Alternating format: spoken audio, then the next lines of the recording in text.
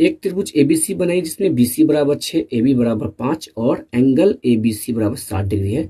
फिर एक त्रिभुज की रचना कीजिए जिसकी भुजाएं त्रिभुज एबीसी की संगत भुजा के 3/4 गुनी है।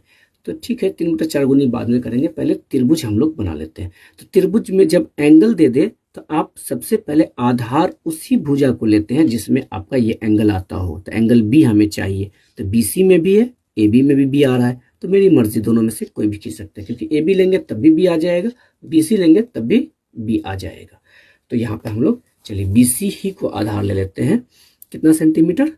तो 6 सेंटीमीटर है। क्या करते हैं, 0 से 6 सेंटीमीटर का आप आधार ले लिए बीसी। ठीक, फिर ए बी 5 है तो बी पता है और एंगल बी भी पता है 60, तो 60 डिग्री का एंगल बना लेते हैं बी पे। बी 60 है तो एक चाप ले लेंगे।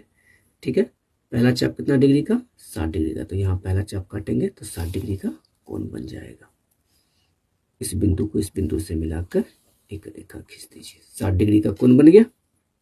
ठीक है, अच्छा ये ए बी कितना है? ए बी दिया हुआ सवाल है 5, तो अब 5 का एक चाप ले लीजिए, 0 से 5 ले लिए और बी पर रख के अगर काट देंगे तो क्या हो जाएगा? ये ए बी हो जाएगा। क्या हो जाएगा? 5 सेंटीमीटर का। ये सी को इस बिंदु ए से मिला के खींच दीजिए। हो गया, A B 5, B C 6, angle 60। ये भी और ये तीनों पूरा हो गया और त्रिभुज बन गया।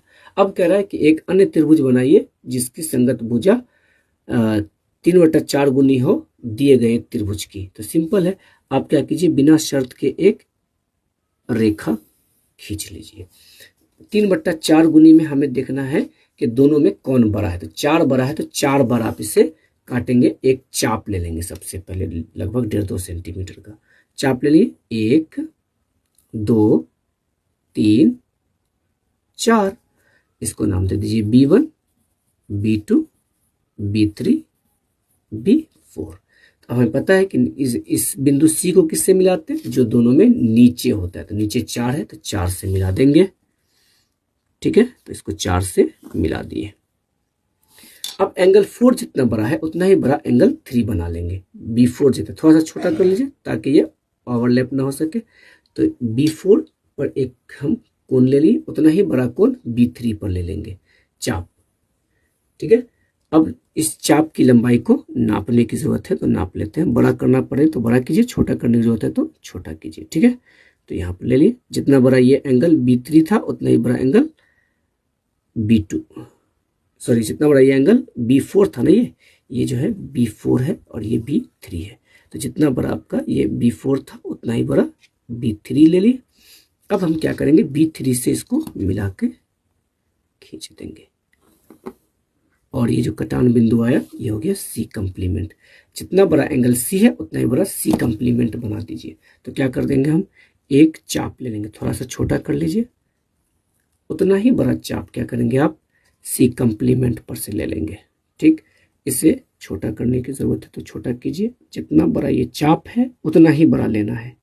ठीक है, उतना ही बड़ा ले लेंगे यहां से और C कंप्लीमेंट को इस कटान बिंदु से मिलाकर एक रेखा खंड खींच दीजिए और ये जो कटान बिंदु आ गया ये हो गया A कंप्लीमेंट और आपका अभिष्ट त्रिभुज A complement B complement C बन गया। ठीक है।